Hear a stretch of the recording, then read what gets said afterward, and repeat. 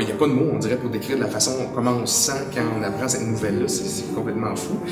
On ne savait pas du tout encore que ça allait être assez rapide quand il m'a appelé.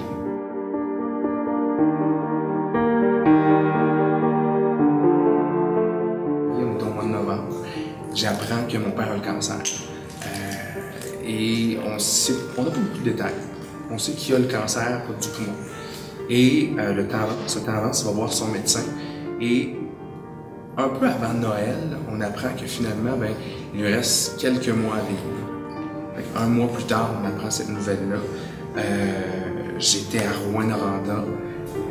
J'allais pour le temps des fêtes chez ma famille, donc j'ai pris un peu plus de congé, j'ai pu en profiter pour... On savait que c'était les derniers moments de mon père, donc j'en ai profité pour pouvoir vivre avec lui ces moments-là. C'était difficile, un peu sous le choc aussi, mais même beaucoup sous le choc parce qu'on ne s'attend pas à ça. Au mois de novembre, début novembre, tout allait bien. Fin novembre, il y a le cancer. Au mois de décembre, il lui reste 3-4 mois à vivre. Finalement, il est décédé le 22 mars. Et ça s'est fait très rapidement, cancer généralisé.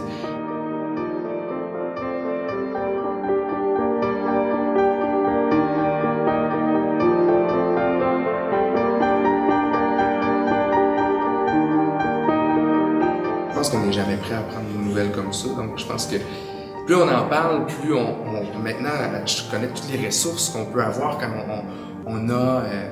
on connaît quelqu'un qui est atteint du cancer ou encore quand nous-mêmes peut-être on est atteint. Là, maintenant, je suis conscient de tout ça, mais je pense que plus ça va. Aujourd'hui, si j'avais appris cette nouvelle-là, j'aurais peut-être pu faire des appels ou parler avec des gens aussi pour pouvoir en savoir plus. Et on sait que le cancer, ça peut frapper tellement n'importe qui. Et jamais j'avais pensé, étant plus jeune, j'aurais jamais eu l'idée que ma famille aurait été frappée par ça. Finalement, boum, du jour au lendemain, en l'espace d'un an, la vie a changé complètement. Parce que le positif attire le positif. Moi, je suis un gars qui croit énormément à ça.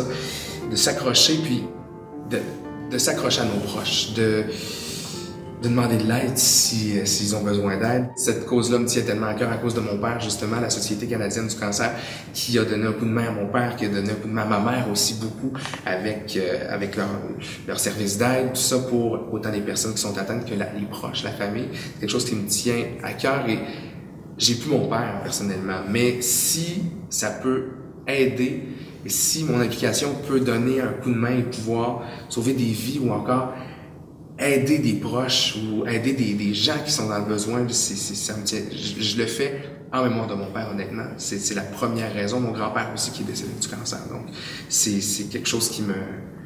C'est pour ça que ça me tient à cœur, honnêtement. S'il y avait une cause dans laquelle je devais m'impliquer, c'est celle-ci. Il n'y en a pas d'autre chose.